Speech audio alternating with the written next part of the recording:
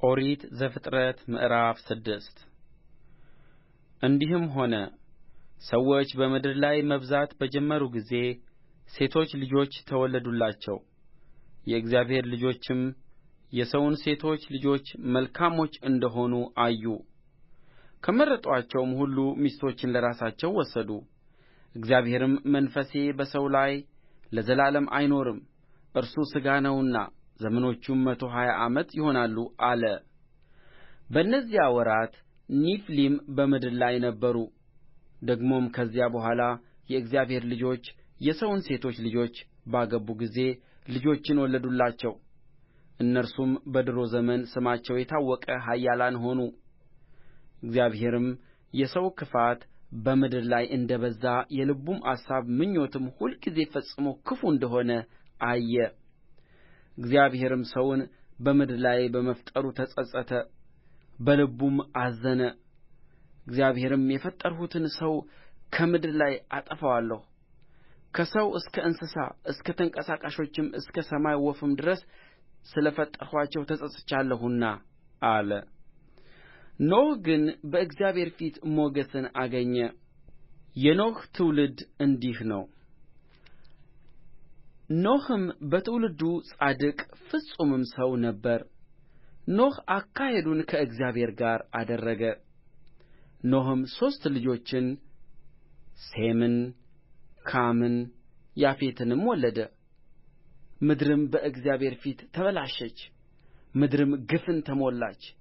እግዚአብሔርም ምድርን አየ፣ እነሆም ተበላሸች፣ ሥጋን የለበሰ ሁሉ በምድር ላይ መንገዱን አበላሽቶ ነበር።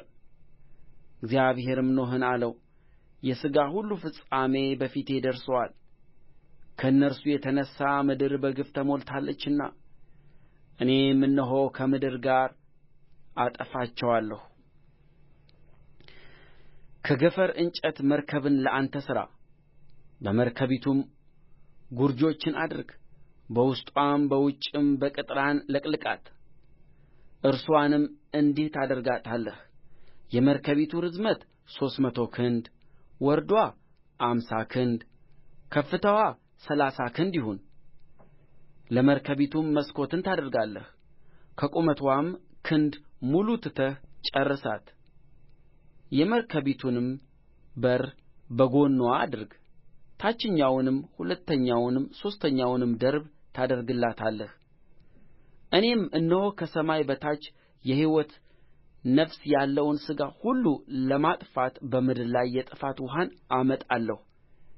በምድር ላይ ያለው ሁሉ ይጠፋል። ቃል ኪዳኔንም ከአንተ ጋር አቆማለሁ። ወደ መርከብም አንተ ልጆችህንና ሚስትህን የልጆችህንም ሚስቶች ይዘህ ትገባለህ። ከአንተ ጋር በሕይወት ይኖሩ ዘንድ ሥጋ ካለው ከሕያው ሁሉ 2 እያደረግህ ወደ መርከብ ታገባለህ። ተባትና እንስት ይሁኑ፣ ከወፍ እንደ ወገኑ፣ ከእንስሳም እንደ ወገኑ፣ ከምድር ተንቀሳቃሾችም ሁሉ እንደ ወገኑ በሕይወት ይኖሩ ዘንድ 2 እየሆኑ ወደ አንተ ይግቡ። ከሚበላውም መብል ሁሉ ለአንተ ውሰድ፣ ወደ አንተም ትሰበስባለህ፣ እርሱም ለአንተም ለእነርሱም መብል ይሆናል። ኖኅም እንዲሁ አደረገ፣ እግዚአብሔር እንዳዘዘው ሁሉ እንዲሁ አደረገ።